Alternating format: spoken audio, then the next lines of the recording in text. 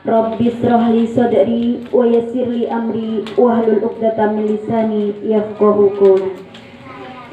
Qala Allah Ta'ala fil Qur'anil Karim, a'udzu billahi minasyaitonir rajim. Bismillahirrahmanirrahim. Yarfa'illahu alladhina amanu minkum walladhina utul ilma darajat. Shadaqallahul azim. Yang sama-sama kita hormati Bapak dan Ibu tuan rumah beserta keluarga, yang sama-sama kita hormati Bapak Haji Aini Nurullah selaku pembina di Majelis Taklim Al-Hidayah sekaligus MUI Nagari Pasir Binjai, yang sama-sama kita hormati Bundo Kanduang Nagari Pasir Binjai yaitu Ibu Uminasi, kepada yang terhormat Ibu Ketua Majelis Taklim Al-Hidayah beserta anggota yang sama-sama mengharap ridho dari Allah Subhanahu wa Ta'ala. Amin. Segala puji hanya untuk Allah yang telah melimpahkan karunia-Nya kepada kita semua, sehingga di siang hari ini kita masih diberikan kesempatan nikmat iman dan Islam, sehingga kita masih bisa melaksanakan rutinitas Yasin tahlil setiap hari Selasa. Amin, Allahumma amin. Salawat serta salam marilah kita haturkan pangkuan arwah Nabi besar kita, yakni Habibana wa Nabiyana Muhammad sallallahu alaihi wasallam. Semoga kita semua mendapat syafaatnya di yaumul qiyamah, dan mudah-mudahan kita semua juga selalu taat menjalankan ajaran agamanya, yakni ajaran agama Islam. Amin, Allahumma amin. Bapak, Ibu, hadirin rahimakumullah, alhamdulillah kita masih diberikan nikmat sehat ya Bu ya, dan masih bisa bertatap muka, bersilaturahim, dan alhamdulillah kita masih bisa bertemu bersama jamaah Majelis Taklim Al-Hidayah. Kemarin sebagian jamaah ada yang berangkat ziarah ya Bu ya. Alhamdulillah, mudah-mudahan kita juga diberikan kesempatan digerakkan hati kita oleh Allah dan juga bisa menjalankan. Dan di bulan ini juga akan ada jamaah yang berangkat lagi ya Bu ya. Alhamdulillah, itu juga semua karena izin Allah. Tanpa kehendak Allah, tanpa izin Allah, kita tidak akan bisa melaksanakan apa yang kita inginkan. Walaupun kita mampu, walaupun kita bisa, tetapi kalau tidak Allah mengizinkan, maka kita tidak akan bisa melaksanakan. Meskipun niat kita ada, apapun persiapan kita ada, jika Allah berkehendak, maka kita juga tidak akan bisa melakukan apa yang ingin kita lakukan. Bapak Ibu hadirin rahimakumullah, baik sedikit akan menyampaikan tentang tawadhu atau rendah hati. Bagaimana kita sebagai umat Islam, alangkah indahnya bila kita bisa bertawadhu atau rendah hati kepada semuanya, kepada makhluk Allah, siapapun itu, tanpa kita memilih kepada siapa kita harus berprasangka baik, kepada siapa kita harus berprasangka buruk, dan kepada siapa kita harus berbuat baik dan berbuat buruk. Maka kita hilangkan rasa benci dan berprasangka buruk terhadap semua orang. Insya Allah kita akan merasakan nikmat dan ikhlasnya dalam menjalankan hidup di dunia ini, karena hidup hanya satu kali. Kehidupan yang kekal adalah kehidupan nantinya di akhirat. Sebagaimana firman Allah dalam surat Al-Furqan ayat 63 yang berbunyi, a'udzubillahi minasyaitonirrajim, bismillahirrahmanirrahim, wa ibadur rahmanil ladzina yamsuna 'alal ardi hauna wa idza khatabahumul jahiluna qalu salaman, yang artinya adapun hamba-hamba utama Tuhan yang Maha Pengasih itu adalah orang-orang yang berjalan di bumi dengan rendah hati, dan apabila orang-orang bodoh menyapa mereka dengan kata-kata yang menghina mereka, mengucapkan salam.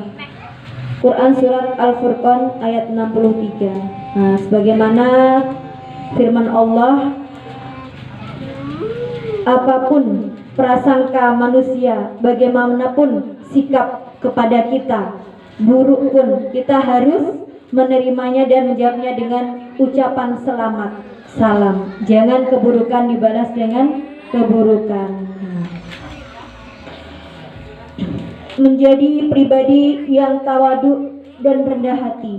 Rendah hati ini merupakan salah satu sifat yang baik, bahkan mulia. Bukan hanya mulia di hadapan Allah, tetapi dipandang mulia juga oleh orang yang berada di sekitar kita. Orang yang sombong sekalipun menginginkan orang lain bersikap rendah hati kepadanya. Jadi tidak hanya Allah dan orang-orang baik ya Bu ya. Ternyata ada orang sombong juga menginginkan kita rendah hati di hadapnya. Rendah hati adalah tawadu. Tawadu mengandung makna adanya kesiapan hati untuk menerima kebenaran, untuk menerima yang benar walaupun datangnya dari orang lain. Tawadu ini, rendah hati ini juga berarti masing-masing dari kita berpotensi untuk berbuat salah dan keliru. Jadi tidak ada manusia yang sempurna. Meskipun kita udah berusaha tawadu atau rendah hati, tentunya masih ada kekeliruan dalam diri manusia. Maka jangan pernah kita merasa sombong dan merasa bahwa kita ini selalu benar, selalu bisa melakukan apa saja. Karena perintah Allah untuk bersikap tawadu ini, rendah hati ini juga ada diterangkan dalam Al-Quran. Firman Allah dalam surat Al-Hijr ayat 88, potongan ayatnya. Bismillahirrahmanirrahim. Wahfid janahaka lil mu'minin. Berendah hatilah engkau terhadap orang-orang yang beriman.